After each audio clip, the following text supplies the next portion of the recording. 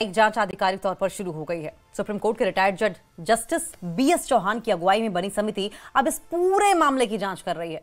कई धार्मिक और सामाजिक संगठन भी इस समिति से मुलाकात कर रहे हैं ताकि जांच पूरी तरीके से निष्पक्ष और पारदर्शी हो। जांच कहां तक पहुंची है और अब आगे क्या होगा, आप इस खास रिपोर्ट में देखें।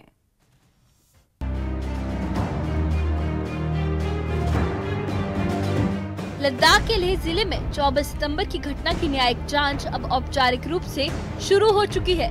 सुप्रीम कोर्ट के रिटायर्ड जज जस्टिस बीएस चौहान के नेतृत्व में बनी ये जांच समिति alternative dispute resolution centre Leh में काम कर रही है।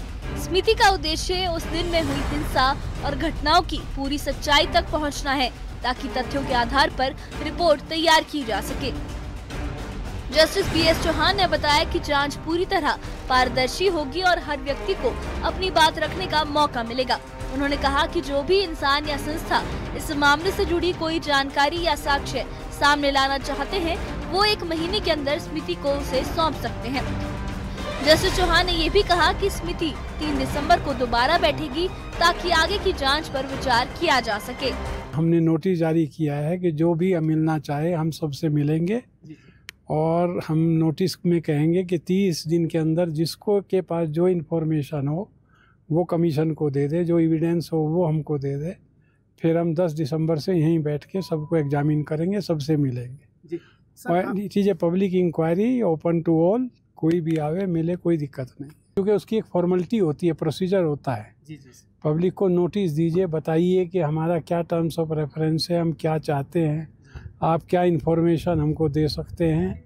जो इन्फॉर्मेशन देना चाहें वो दे दें, उसका नोटिस जाएगा अखबारों में, मीडिया प्रिंट में, और जो हमारे पास आएगा फिर हम उसका एविडेंस कलेक्ट करेंगे। जांच प्रक्रिया की शुरुआत में लद्दाख बुद्धिस्ट एसोसिएशन का प्रतिनिधि मंडल समिति से मिलने पहुंचा। अध्यक्ष चेरिंग दोरजे लाकरू की अगुवाई में आए इस दल ने ये कहा कि ये जरूरी है कि हर नागरिक समिति के साथ सहयोग करें ताकि मामला मजबूती से रखा जा सके और जांच पारदर्शी बने। बीएस चौहान साहब जो कि सुप्रीम कोर्ट के रिटायर्ड जज हैं, उनसे अभी मिल के आए हैं। उन्होंने कहा कि कोई भी एविडेंस होगा, कोई भी किसी को भी कुछ भी कहना होगा तो वो बेझिझक आके उनको रिपोर्ट कर सकते हैं और सारा इंक्वायरी जो है वो उसी बेसिस पर होगा। जो एविडेंस हम प्रोवाइड करेंगे उनको, उसके बेसिस पर होगा और फ्री एंड फेयर होगा। और नोटिफिकेशन अभी निकाला नहीं है, वो जल्दी नोटिफिकेशन निकालेंगे, तब पब्लिक को पूरा समय दिया जाएगा कि कोई भी इनके सामने कंप्लेंट या कुछ भी दर्ज करना चाहे तो वो उसके लिए खुले दिल से वो उनको वेलकम करेंगे। समिति ने उस दिन हुई घटनाओं के स्थानों का भी दौरा किया जिनमें हिल काउंसिल ऑफिस और बीजेपी ऑफिस शामिल हैं। ये वही 24 सितंबर था जब पर्यावरण कार्यकर्ता सोनम वांगचुक के भूख हड़ताल के 15वें दिन एनडीएस शहीद पार्क में बड़ी भीड़ इकट्ठा हुई थी।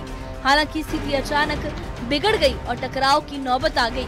इस घटना में 4 युवकों की मौत हुई, 72 लोगों को गिरफ्तार किया गया और उनमें से 23 अभी न्यायिक हिरासत में है। लेह में प्रशासन की ओर से जांच के लिए सभी आवश्यक इंतजाम किए गए हैं। एडीआर सेंटर में सुरक्षा और व्यवस्था सुनिश्चित की गई है ताकि विभिन्न प्रतिनिधि मंडलों की बैठकों में कोई बाधा न आए। जांच टीम आने वाले दिनों में और भी प्रतिनिधि मंडलों से मुलाकात करेगी और सभी पक्षों से रिपोर्ट इकट्ठी करेगी। सरकार ने एपेक्स बॉडी लेह और कारगिल डेमोक्रेटिक अलायंस की मांग पर इस न्यायिक जांच का आदेश दिया था। दोनों संगठनों ने घटना के बाद न्यायिक जांच और पारदर्शिता की मांग उठाई थी। अब जांच शुरू होने के साथ ही एपेक्स बॉडी लेह और केडीए के बीच वार्ता भी फिर से शुरू हुई है। 22 अक्टूबर को दोनों के बीच पहली बैठक हो चुकी है और दूसरी बैठक जल्द होने की उम्मीद है। फिलहाल सबकी निगाहें इस न्यायिक जांच पर हैं ताकि 24 सितंबर की घटना से जुड़ी हर सच्चाई सामने आए और न्यायिक प्रक्रिया आगे बढ़ सके। रिपोर्ट